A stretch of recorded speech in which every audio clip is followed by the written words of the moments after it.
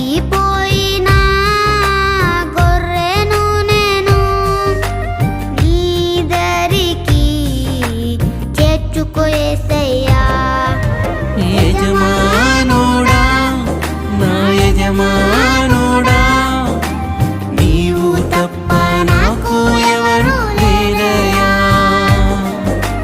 యజమానుడా నా యజమానుడా నీవు తప్ప నాకు ఎవరు లేరయ్యా.